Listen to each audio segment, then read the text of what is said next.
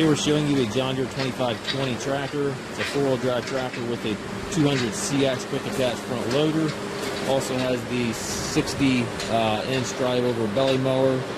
Has the John Deere style quick attach under bucket connection. We traded this tractor in locally. The tractor's in good shape. It's had a good home.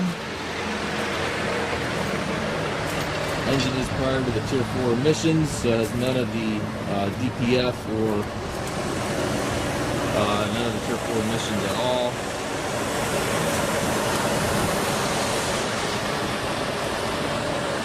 A little bit of damage here in the front grill.